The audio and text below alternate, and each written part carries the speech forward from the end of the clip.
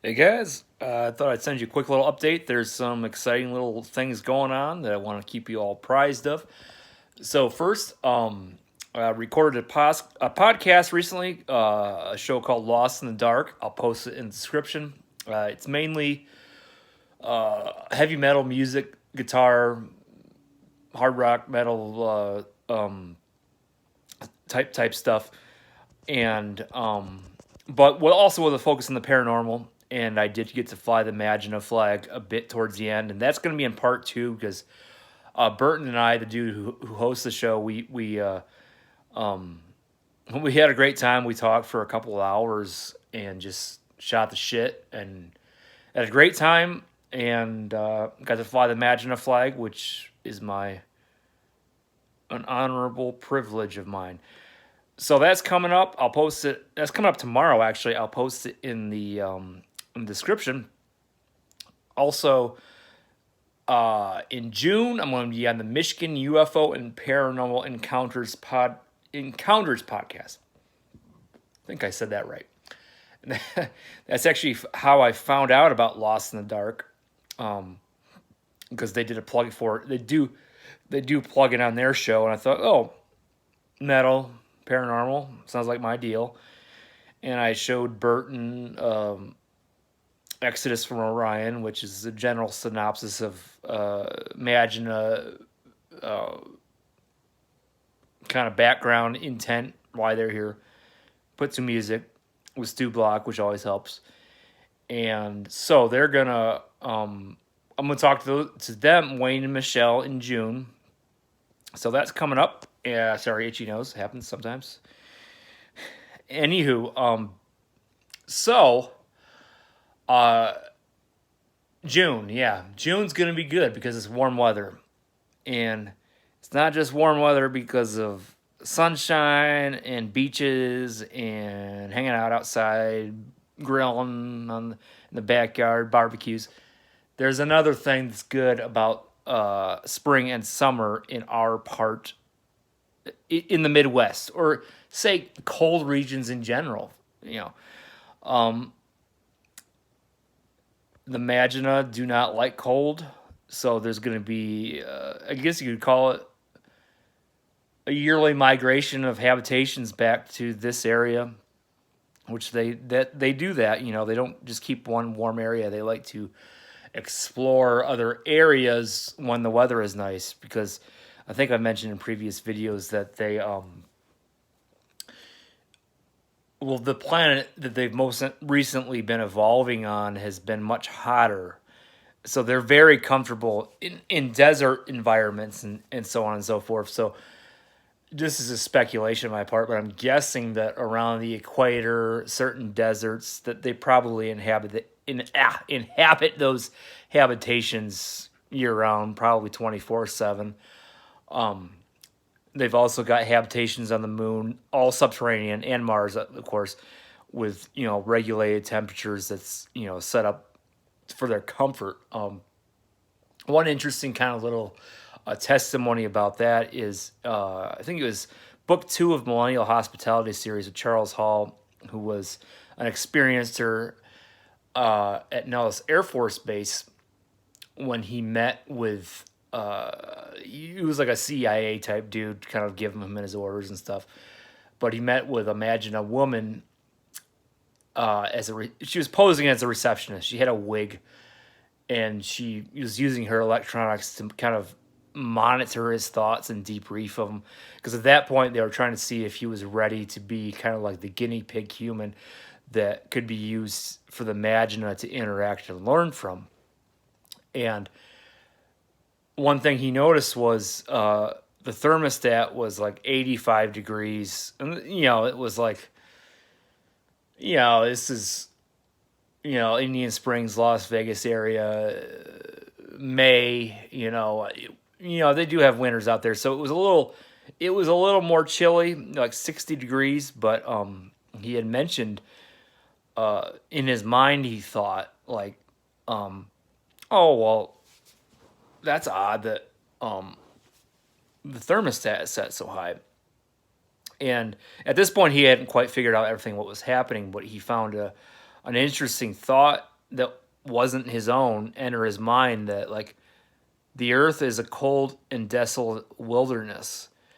So for them, and they can breathe our air. The Sabetiana, which are the same age as the Maginot is in terms of evolution, although they're the most newest, oldest, whatever. 50 they're the same evolution of Maginot, 52,000 years, but they're what is a descendant, what you would call a gray alien, even though they're not technically aliens. But they descend in the line from the same lineage. The Greys were the ones that stayed underground when the Earth was shitted. Maginot were the surface dwellers who would eventually ended up in Alnilam or Orion's belt. So anywho, don't know where I was going with all that, but oh yeah, Sabetiana. I'm still learning how to pronounce that correctly. They're more like a brownish gray, and this is quite interesting because you look at other stories in ufology like Travis Walton, and he kind of describes these kind of, at least in some of the interviews I've seen or some of the imagery, brownish creatures looking over him on the medical examining table, and then he fought with them, pushed them away, and they left, and they called in. To him, it looked like humans, which the Maginot do look much more like humans, especially if if they put on enough makeup, wear a proper wig, they'll like look like a pale skinned albino person, or they might look much thinner than normal, but they can and do pass as human. There have been many times where they have gone into public places like casinos in Las Vegas, and just because the habitation of the embassy that the USAF maintains for them in Area 53 and Area 54, sometimes they're like us. They just get damn bored. They want to have a good time. So the ones who got the guts for it, were brave enough to do it because they're distrustful of us, and rightly so.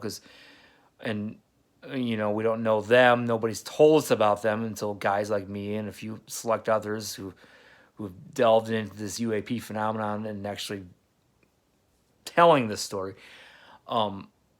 They've seen a lot of human brutality, and your average Maginot can live 800 years. I mean, that's wild. You think about that, it's a 7 or 800 year old Maginot individual is born in the 12 or 1300s. So with their technology, they can access any part of the planet anytime, witness human history going on, and just see the savageness,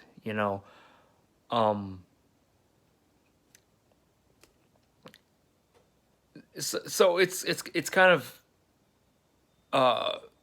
at least with our current track record, we're trying to move forward in the future and evolve and become better. It makes a lot of sense that we're seen as savages, and I get it. I think many just members of the animal kingdom